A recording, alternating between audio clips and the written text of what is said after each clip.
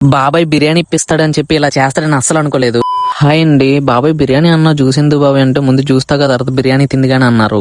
ఎల్లకోట తీసుకొచ్చి మనోడు cash income చేయించాలి, చేయించి బిర్యానీకి వెళ్ళిపోదాం అన్నారు. మా బాబాయ్ ఇంకా ఏ ఫిట్టింగ్ పెట్టలేదు ఏంట్రా బాబు అనుకున్నాను. ఈ లోపు మనం తినొద్దు, ఇంటికి వెళ్ళి వండుకుందాం, ఇంటి దగ్గర చేసుకుందాం బిర్యానీ, అందరం కలిసి తిందామని అన్నారు. మా అన్నయ్యతో బిర్యానీ వండుకుందాం అంటే సరే అన్నాడు. తీరా ఇంటికి వెళ్ళి చూస్తే వాళ్ళ ఇంట్లో మటన్ అంట, దొలగొట్టి దూపం వేసాడు. బాబాయ్ ఉల్లిపాయలు అయ్యి నేను కట్ చేసి పెట్టేస్తాను, చికెన్ సంగతి చూడు అన్నాడు. సరే అని నేను చికెన్ కడిగేసి పెట్టేశాను. మా బాబాయ్ అయితే ఎప్పుడు సరదాగా ఉంటది, అందుకే మా ఇద్దరమే చేస్తాం ఏ పనైనా. ఈ లోపు మా తమ్ముడు రైతా కోసం ఉల్లిపాయలు కట్ చేస్తున్నాడు. మీరు ఇలా ఉంటారో ఉండరో నాకు తెలియదండి, నాకైతే ఒక్కడిని తినాలనిపించదండి. ఏదైనా నలుగురితో కూర్చొని తింటే వచ్చే ఆనందమే వేరు, ఆ సంతోషమే వేరు. బాధలున్నా కష్టాలున్నా అందరమే కలిసి తింటే అదో ఆనందం, సంతోషం.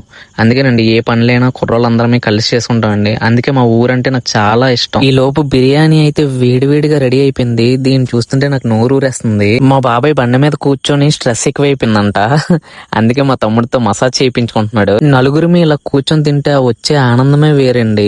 అంతేనండి, మీరు బిర్యానీ లవర్ అయితే బిర్యానీ అని కామెంట్ చేయండి. అలాగే ఈ మధుగాన్ని ఫాలో చేసి సపోర్ట్ చేయండి.